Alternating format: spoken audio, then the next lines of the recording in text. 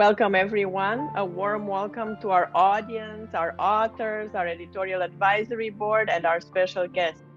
It's a pleasure to host this book launch event that marks the end of a long yet highly determined and passionate labor journey for all of us. Please allow me to extend my gratitude to all of you for sharing your expertise, experience, and for your patience. Furthermore, we could have not done it without the IGI Global team that generously offered their guidance throughout this process and also was very patient with us. As we know, our efforts spanned the pandemic, and although it brought us all together and we were very grateful for that, it also posed unique challenges, as we know. Our event aims to celebrate women empowerment, and we hope it will also serve as a call to action to reignite and accelerate our quest to attain UNSDGs by 2030.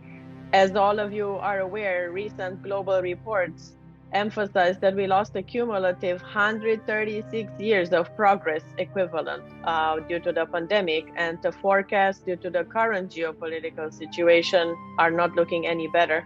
Actually, they pose heightened challenges. In addition to all the beautiful ideologic reasons many of you will share today, I also wanted to accentuate a few key statistics that highlight why women play a crucial role. So even if someone might challenge us on the ideology reasons, statistics never lie. And I wanted to share with you that as of today, women represent 49.59% of the world's population, undeniably. And actually, if we look at the subsegment above 65 years old, they represent 55.7% of the world's population. Also, the latest statistics from United Nations and World Bank highlight that there are currently 3.3 billion people employed worldwide. And out of those 3.3 billion, 1.3 billion are female. There are also several industries, when we look at statistics, again, published by numerous organizations, where women have a predominant role. And two that I always like to highlight because they are foundational to everything we're going to talk today are education and healthcare. If we do not educate ourselves and if we're not well enough to be present, how can we impact any of the SDGs? So I think these numbers are speaking for themselves, and they're a nice complement to all the other beautiful elements that I know you'll share today. The book, as all of you know, I'm just going to briefly highlight what our vision and mission was for this book. The impact of women's empowerment on SDGs in the digital era discusses global issues surrounding the gender gap and how women's empowerment can contribute to each of the 17 Sustainable Development Goals. And our chapters highlight opportunities, challenges, drivers of success, the importance of ethical leadership in order to successfully create a women's empowerment legacy for future generations. And we're covering a range of topics, as our audience will hear, from finance, digital identity, healthcare, and deep tech impact investing, so the whole gamut. The book was designed to serve as a reference work for key decision makers and policymakers to illustrate the various facets and domains that we must consider. We also believe that each chapter can highlight unique regional challenges and maybe unique industry challenges, and hopefully also encourage further discussion and further events. One of our colleagues actually mentioned that after this book launch, we could do one event for each of the chapter topics as a series the whole year. And that might be a great idea to be able to hone in on all these. So today, we would just like to introduce our audience to the chapters and to our vision and mission, but I invite you all to, if you agree, join our series through the year. So we have the freedom to talk and to do the research about what we care about and where we are good at. So it's really something that I connected with and I wanted to contribute. I've been working around tech for the last 6 or 7 years and working on conflict and women and discrimination for 20 years. So for me also, I wanted to find a subject where all my experiences, whether in the field, in headquarters, whether as an entrepreneur, came together, and I wanted it to make sense. So because we are all women in this project, I thought that it was already clicked that women And whatever your gender, you can choose your career, you can have an expertise, you can have a voice, you can bring expertise, knowledge, technical experience, and a vision on the table. So for me, this was clicked, and I was, okay, so if I want to help women, and more broadly, if I want to help and support the people who are unheard on the mainstream conversation, the invisible, whether because they don't have the means, they don't have the connection, whether because they're excluded from broadband, or because they're in small communities where all your tradition, all your culture is coming from speaking to one another and not writing, and therefore you are excluded from data. So all those minorities, vulnerable groups, I wanted them to have a voice. And I was very humble also not to pretend to know everything, but you know, when you go to the field, you see some experience, you have some experience on your own as a woman, women coming also from a multicultural background, you have another kind of challenges that had another layer to the complexity of it. So I wanted to tap onto that, and that's why I did my chapter on women, but also minorities, indigenous group, and what we can do throughout the AI cycle, from the data ecosystem, through the deployment of AI, through the implementation of AI, to really see those people and what challenges we are facing.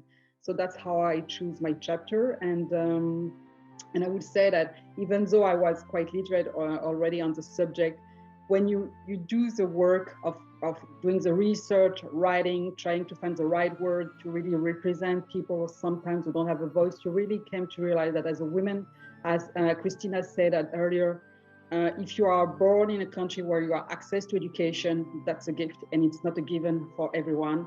If you come from a family where gender was not an issue, that's another given, and you should be grateful, but also empower other women. And I hope that's what I'm transmitting also through my article, that everything is possible, that you can educate yourself, whether through education, but you have a voice and you count, even though you're not sometimes represented. And we want you to be into the digital era, and I want those people to be heard. So that's why I choose my chapter.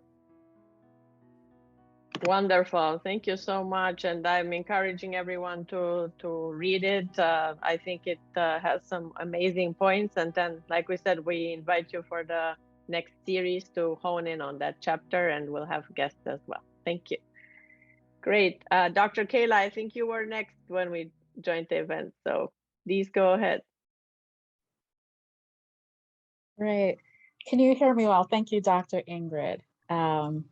Yes, all great. Go ahead. So happy to be joining today on a topic that's so near and dear to me, because many of you know my background story of how I started my global conglomerate. We have a number of subsidiaries. Many of the company names start with the word ladies, specifically because of sustainable development goals that I'm very passionate about, which surround women's empowerment, gender equality, and also specifically economic growth, meaning from a standpoint of job creation.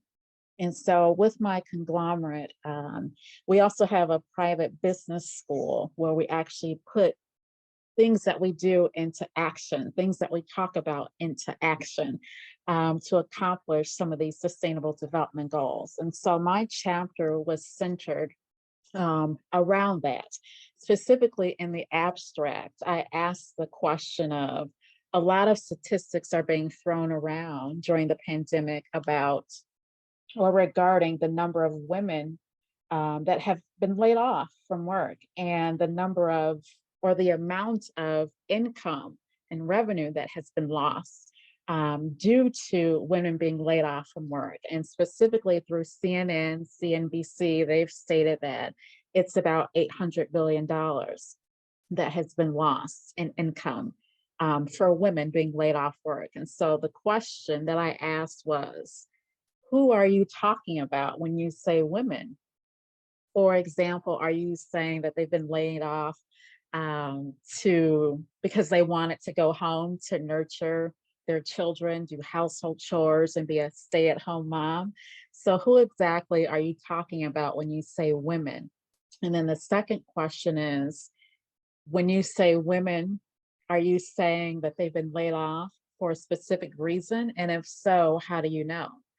So that revolves around, have surveys been done, quantitative, qualitative research? I'm a management consultant by trade, and I work with large corporations to resolve these issues in their companies surrounding HR, performance, retention, voluntary turnover. So I had a lot of questions when I was reading these articles coming out. And at the same time, with the Global Women's Leaders Committee at WBF, World Business Angels Investment Forum, we were doing research as well. And so I just completed writing a 60-page white paper. I know Funza just mentioned that white papers should be written surrounding this topic. And so I did the research to find out, from women entrepreneurs or women in general, what was their driving force of leaving the workforce, of starting a business. And so my chapter was about entrepreneurship solutions to women's empowerment, utilizing sustainable development goals to accomplish empowering women. And I focused on financial inclusion, education, and digital transformation. And I kind of grouped digital transformation in with education because culture is also a factor. And so I came from a background of homelessness, domestic violence, not having clothes, and water being an issue as well in my past. And so that was driving me to entrepreneurship solutions, for financial inclusion, financial stability. And so I'm thinking this in my head, writing this white paper and doing my book chapter at the same time, and also looking at the survey results that these women are going through the same things that I went through. So I focus on education, digital transformation, because we're in a pandemic. How can we help these women with education, specifically digitally, and then looking at the culture that they come from? For example, some of the issues are you can't get an ID in your name if you're a woman, or you can't have land in your name, or you can't get a bank account because of the country that you live in, and national laws, regional laws. These things I talked about in the background section of my chapter. And so fast forward to solutions of what can we do to empower women by educating them in financial inclusion and digital transformation. And then towards the end, I'm discussing, well, one thing that we can do is partnerships. Let's look at non-traditional partnerships. Like with some of the folks that I speak on panels with, presidents' wives, a lot of people that come through WBAF, princesses of nations that speak on these panels. What about Chamber of Commerce leaders, heads of banks, or even like chief people officers, chief human resources officers at organizations, and even with private entities, like private business schools, like I have. And we're out here on the ground doing the work, and we have specific programs educating these women. I think partnerships are the solution, but if we continue to go the traditional route with like colleges and universities, there's a lot of barriers, like requests for proposal processes, going through board of trustees, different hierarchical structures that lead to long processes to where women in rural areas and non-rural areas are waiting on solutions while we're going back and forth with board of trustees. So these are the things that I'm mentioning in my chapter and discussing based on personal experience as well as professional experience, and coming together, bringing all this information through the literature review, the background information, and proposing solutions, and partnerships is one of them. So that's kind of a brief overview. I know I went through that really quickly, but I wanted to ask, does anyone have any questions? I know we're presenting about what we wrote about, but what about questions surrounding like lands and culture issues that most people don't think about? We always say entrepreneurship solutions to help women gain finances to overcome these barriers, but there are barriers within barriers, like to financial inclusion, digital transformation. Well, then you have to teach them how to use, digital solutions. Then there's social media and different things you have to think about in order to get customers through these digital financial solutions. And then you have to think about requests for proposal processes. Well, let's go the non-traditional route and start thinking about other people that we can partner with in other institutions.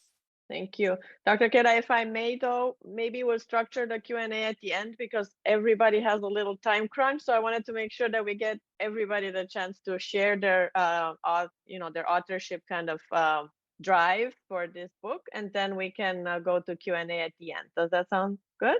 Yes. So think about Awesome. questions you have, and maybe, like you mentioned before, I think Dr. Sinu, different things, solutions that can come for those questions. Great. Great. And if we don't have time, then remember we're going to schedule a series so I can make that one our first one. We already have a perfect one. Great. Thank you. And then I think Rita, you are next. So please go ahead. Hi, everyone. First, I have to start off and say how absolutely inspired I am by this incredible sisterhood and group that we have here. So thank you again, Dr. Ingrid, for putting this group together and really igniting this passion, this project that really, it's so timely and needed to be done. So just a little bit about my background. My name is Rita Kakati-Shah. I am a global strategist, so I do work with companies to really strategize on women empowerment issues, on minority development, on diversity, equity, inclusion. So I advise organizations, academic institutions, and policy forums around the world. I'm also an entrepreneur, so I help my own company called UMA, which specifically works on training and development for corporates, for organizations, and for coaching for women and minorities as well. My background, though, is I came from finance, almost 25 years ago, finance background. So I was very, akin, to start my career on the trading floor of a very male-dominated bank at the time. So I kind of came through the rounds and got to experience firsthand what we now STEM and call as diversity, inclusion, and gender equality issues. So I got to see that. I've transitioned my career a few times to kind of go into other spectrums, into healthcare, into business development.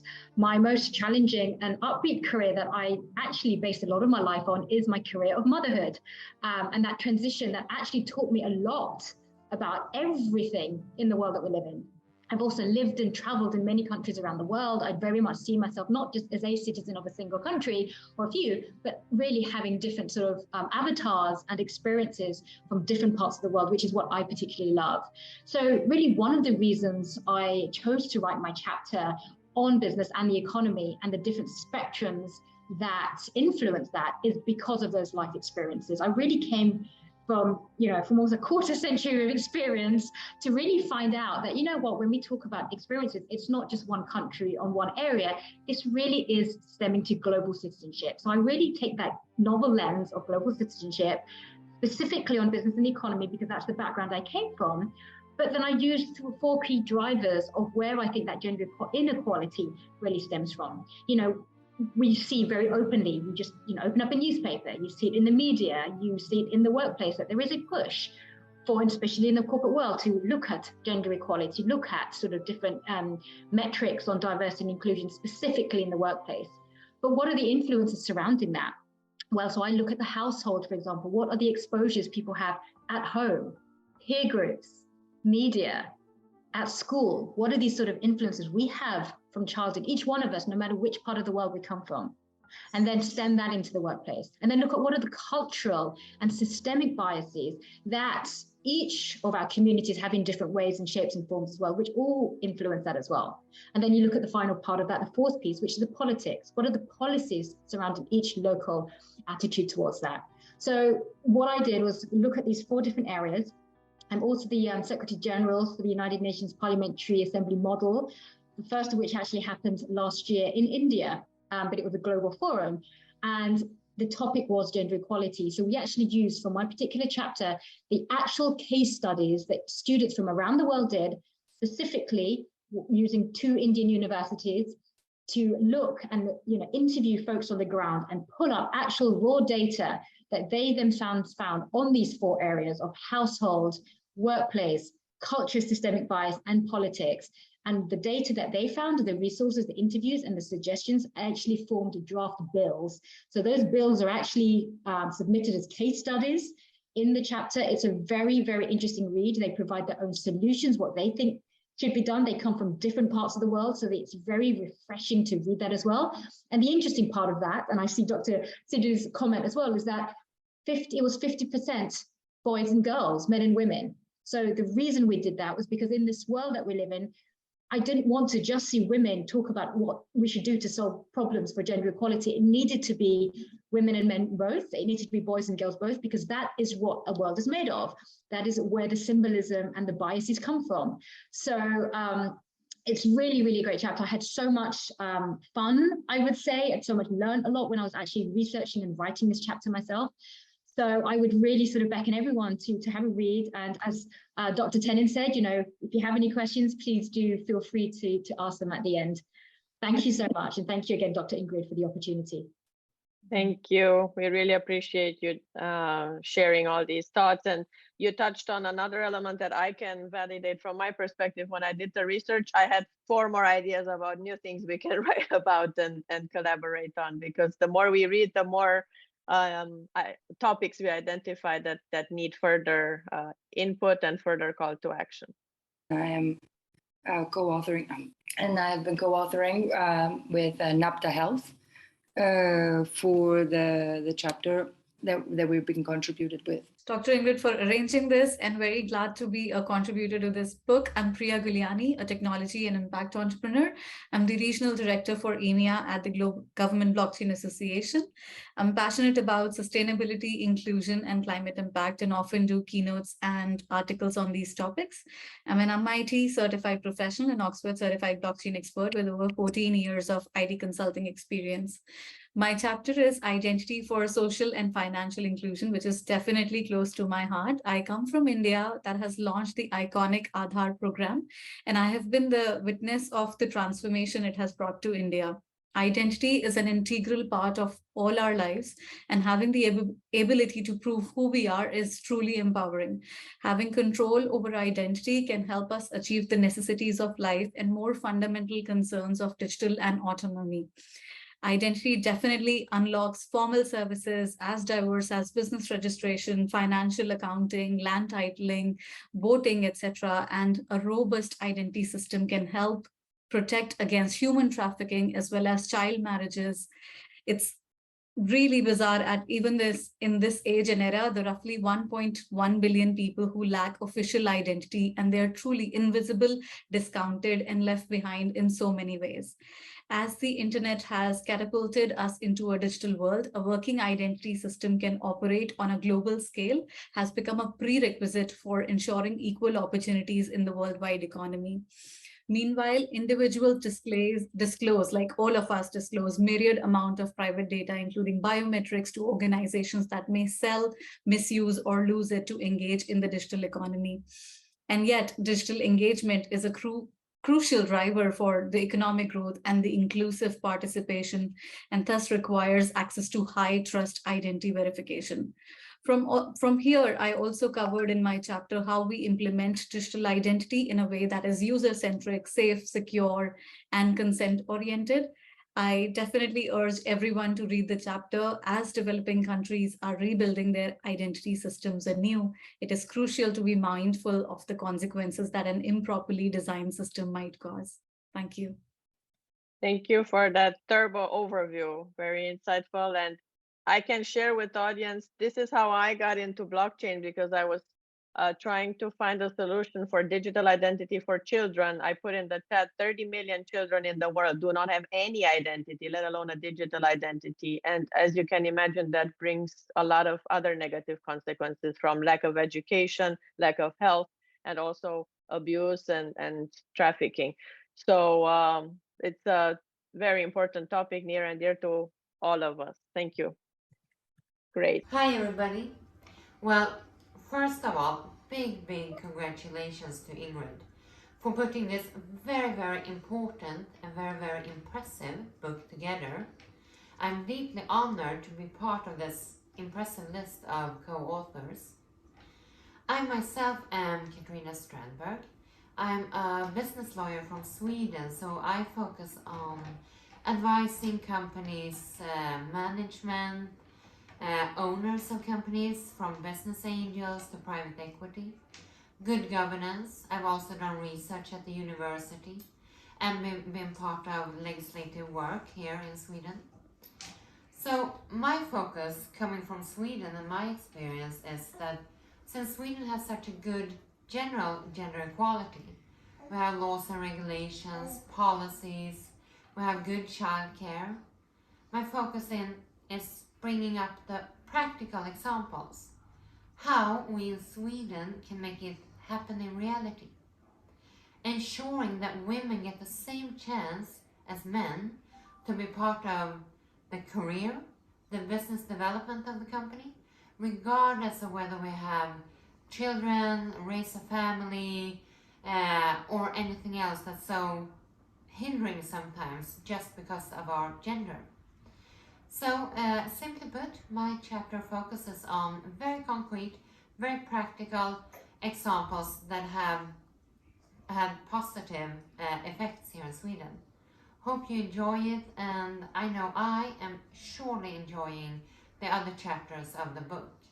So again, thank you, and again, big congratulations to you, Ingrid. Thank you.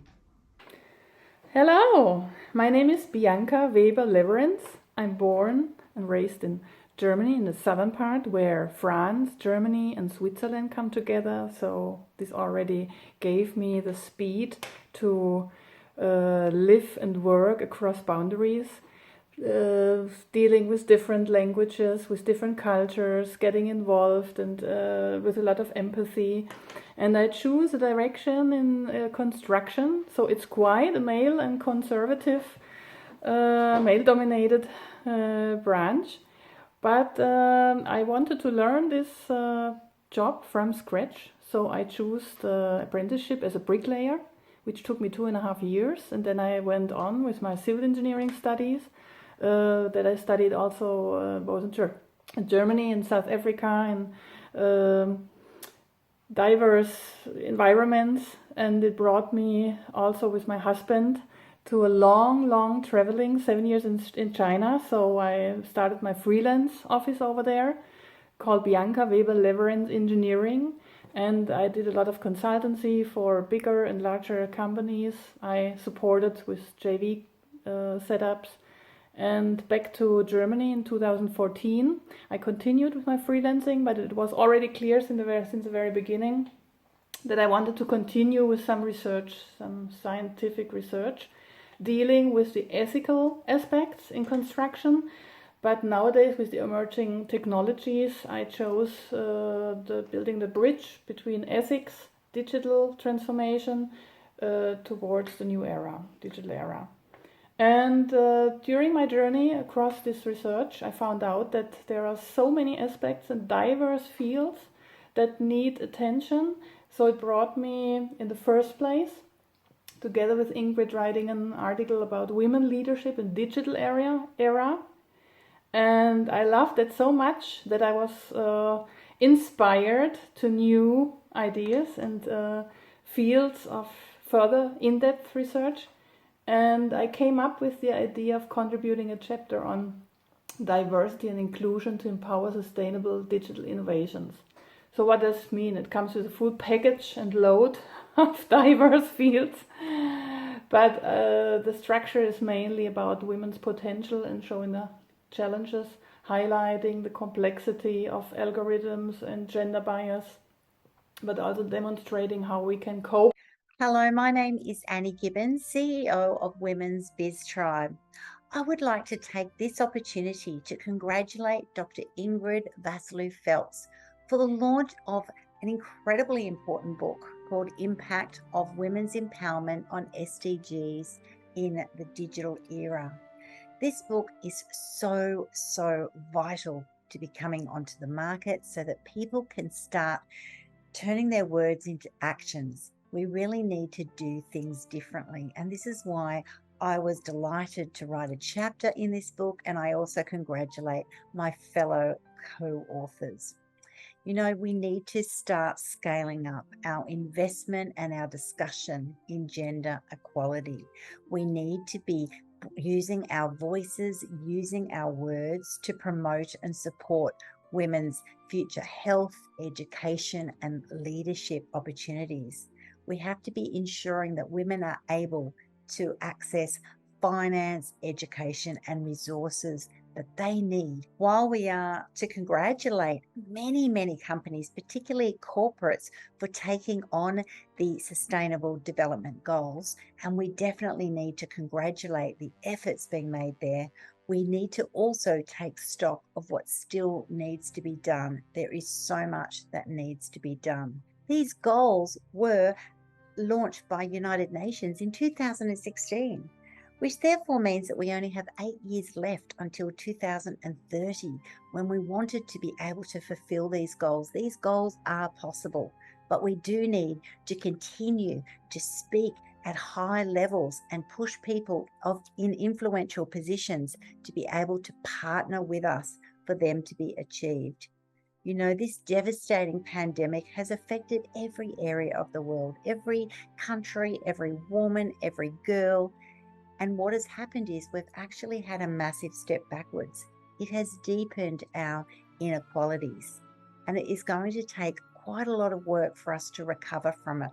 We cannot leave our women and our girls behind, and particularly more behind in many third world countries. The pandemic's effect was devastating on women. They were the first to lose jobs, mainly because of their casualisation of the workforce. They were also the first to self-sacrifice to help raise their children and educate their children during the global pandemic. And this has resulted in some startling statistics in the rate of female senior executive roles or positions of influence in government, education, science and technology, for example. If we are to look to the future, facing wars and crises, humanitarian emergencies, food, energy and financial insecurities, unsustainable debt in different countries, inflation, we need to be working together, which means 50% male and female influencers in all roles, particularly on boards. This is why we need to be having books such as this. We need to be focusing on peace and security and prosperity and freedom from violence if we are to be able to support women and girls coming through in future job roles. We need to be also challenging a major pre-existing gender poverty gap. No matter where you are in the world, women and girls are the ones who are bearing the brunt in this area. This is an opportunity for books like this to continue to put at the forefront the importance of sustainable development goals. And by reading this book, you will see a variety of authors who are empowered leaders, empowered in their space to be able to be champions of change. I know through Women's Biz Tribe, I am able to champion that change with women from around the globe who are coming into my network and my programs to be able to start up companies, scale up companies, find roles of senior leadership and management. It is exciting, but that is only possible if we can continue to create awareness and to financially support women who are disadvantaged to be able to take on these progressive opportunities. It is our heart's desire to be able to do that. And therefore, I would recommend you read this book.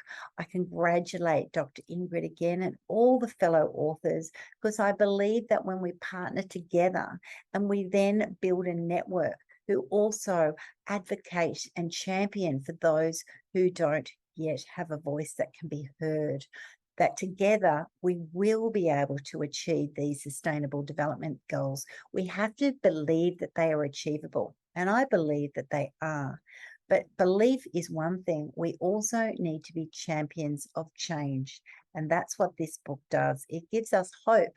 It gives us vision. It gives us tools in how we can champion together to make a difference as we all work collectively to achieve those sustainable development goals. Thank you. We're facing serious problem on this part of Africa, load shedding. So electricity is up and down. Network is not a bit okay, but I'm glad to be here. And I'm very excited also to be part of this great project that Dr. Ingrid edited. is a wonderful experience. Well, the motivation for writing the chapter was based on the fact that COVID-19 impacted the world in general, and it has had great impact everyone, particularly for women. Why do I say so? Because we know that women forms the majority of adult population, especially in rural areas where most of us find ourselves. And if they are not capacitated or empowered, then it becomes very difficult for them to find their way through in this difficult time. And so the paper or the chapter actually advocates for skills training to empower women.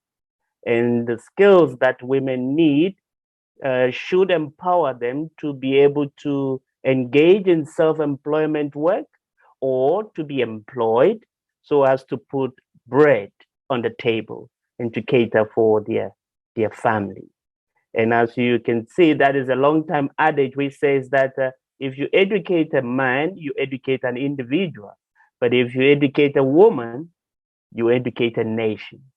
And so definitely if you empower women, then it contributes to nation building. So that was the motivation for the chapter. And I think it really has got some impact for us all. Thank you very much. Hello, dear colleagues and friends.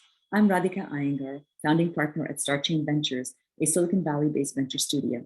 I'm delighted to be here today to congratulate Dr. Ingrid Vassiliou-Feltes on the launch of her book, The Impact of Empowerment of Women on SDGs in the Digital Era. At StarChain Ventures, we are focused on the transformative power of Web3, decentralized technologies, metaverse, and deep tech to create impactful solutions that reimagine the future of business, humanity, and social structures. Just like the book is focused on key SDGs relating to women empowerment, we have key initiatives also focused on many of the UN SDGs, including number 5, gender equality, and number 10, reduced inequalities. At StarChain Ventures, we are dedicated to amplifying access to opportunity in technology and to capital for women and the underrepresented, as technology can provide greater wealth creation and multi-generational wealth opportunities. One of the exciting mission-driven Web3 initiatives is our AstroSapiens project, which launched last month. The AstroSapiens project is an NFT collection, an impact-driven community, a decentralized autonomous organization or DAO, and the AstroSapiens Foundation. AstroSapiens is dedicated to creating positive social and economic opportunities for women and the underrepresented. Specifically regarding women empowerment, StarChain Ventures and AstroSapiens Foundation are principal sponsors of Mission Impact's Leadership Development Program, which aims to upskill and empower 1 million women in Web3. As a thought leader, venture operator, and top 100 women of the future in Web3 and the metaverse, I can underscore that Web3 is going to bring about transformative change in the nature of business across many different sectors and generate trillions of dollars of business opportunity. In this nascent stage of Web3, it is important that we empower and afford more access to opportunities for women to get in at the ground floor. We simply cannot be left behind. The AstroSapiens project aims to level the playing field of opportunity for women and the underrepresented. You can learn more at astrosapiensnft.com. Thank you again, Ingrid, for having me here today. I wish you the very best of success with your book and beyond.